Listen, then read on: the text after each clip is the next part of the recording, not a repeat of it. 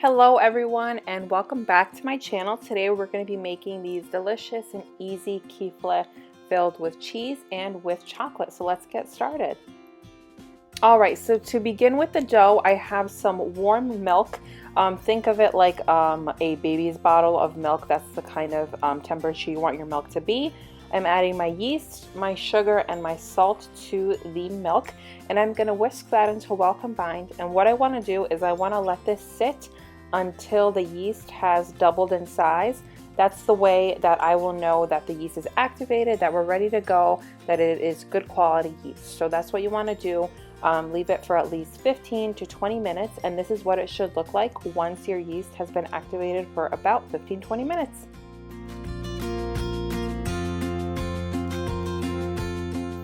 So from there, you see I have my 2 eggs. I'm just going to beat that until well combined, and I'm going to add that to my yeast. Make sure that you beat the eggs before you put it into the milk mixture. And then I'm going to add my oil and my yogurt. So I'm adding all of my wet ingredients before I add my dry ingredients. That method is going to give you this nice, fluffy, soft consistency that we're looking for our kifle. Here you can see that I'm taking about 2 spoonfuls of the egg mixture, and I'm just going to add that to a bowl, and I'm going to save that for later because I'm then going to add some water to it, and I'm going to brush the kifle with that to give it a nice color.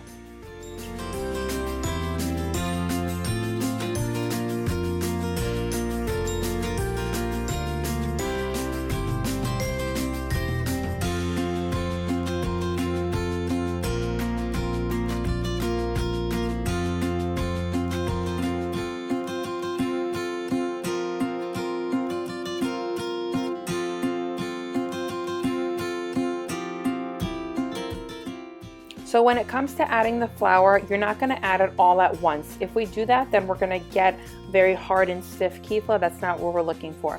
So what I do is I add my 2 cups first, and I get this kind of like batter looking sort of thing going on. After that, I add my 1/2 cup, then I add my 1/3 cup of flour. And by doing it like that, it's going to give us a nice fluffy dough, and that's what we're looking for. Now this dough is not going to be stiff. You're not going to have a clean bowl at the end. That's not what we're looking for at all. What we're looking for is just adding in that flour, making sure everything is well combined. I'm then going to transfer over and use a spatula. Remember that we're not looking for a stiff bread dough. We're looking for something very soft. And then I'm just going to cover it with some clear wrap, and I'm going to let it rise for roughly about an hour.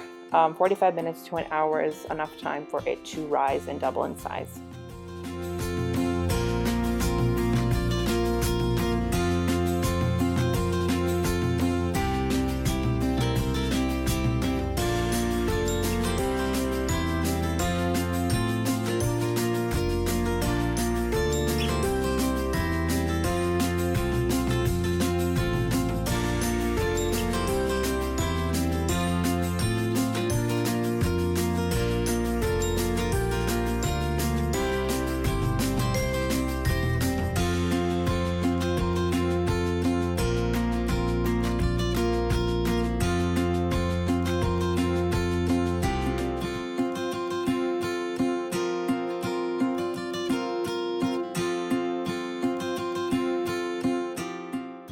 So as you guys can tell, my dough has definitely doubled in size. It was like leaking out. What I'm going to do is I am going to now take my dough and I'm going to put it on a very well floured surface. You have to make sure that your hands are well floured and that your surface is well floured because it's super, super sticky. What I like to do is I take my dough, I like to then cut it in half, and I like to work in 2 batches because it would be too much if I were to have that huge piece of dough just all over. And what I like to do is from there, I like to roll it out like a New York style pizza, not too thick, not too thin. And I like to cut it into 8 pieces. 8 is the perfect amount. 4 will be too big. 6, it doesn't really come out that right. So I like to roll it out, cut it into 8, and then you fill it with whatever you want. Keep in mind that if you're going to fill it with jam, the jam is going to leak out. You want to use things that aren't going to leak out. I like to use cream cheese, but keep in mind, here unfortunately I only had whipped cream cheese. That's what I had on hand. I like to use the thick block because it holds its consistency very well. And you see that I use chocolate. I don't use Nutella or autocreme. I use a chocolate cube. because again, that holds its consistency very well. You can also just do these plain, roll them up, and then whoever wants to eat it with whatever they want, they can, you know, just use a spoonful of that. It's up to you however you want to do it. I filled them, but again, you guys can leave them plain.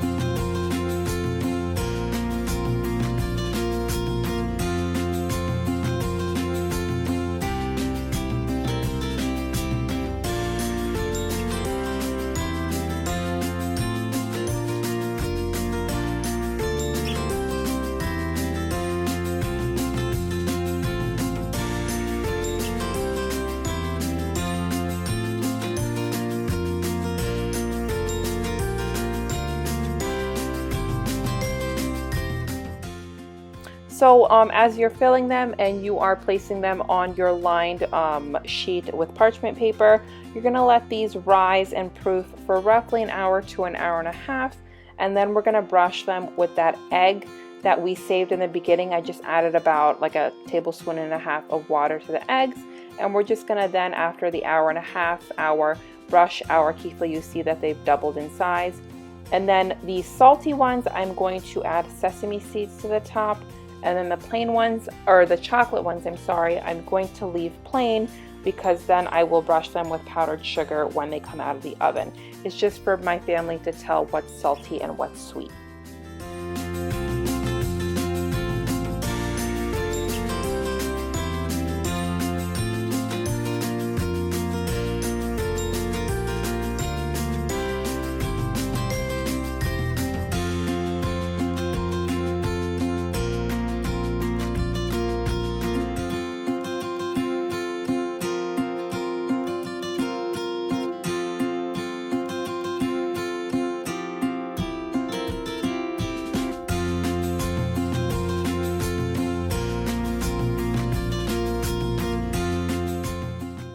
So once you've brushed them with that egg wash, you're just going to bake them for about 15 minutes. We're looking for a nice light golden brown color, nothing too strong because we want them to stay soft and fluffy.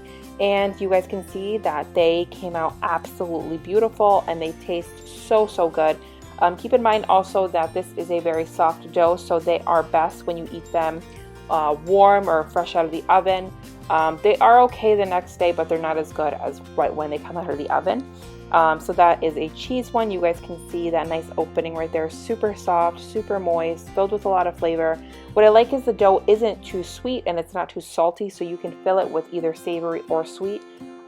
It goes both ways. You guys can see how soft they are here. I'm going to cut this one open with my hands so you can see that chocolate in there. The chocolate held its consistency very well. It didn't leak out. Nutella and auto creme unfortunately do, but it is what it is. Thank you guys so much for watching. Be sure to subscribe to my channel if you haven't already. Like this video. Let me know down below if you guys try this video, if you try this recipe, I'm sorry. And I will see you guys next time. Thanks so much for watching.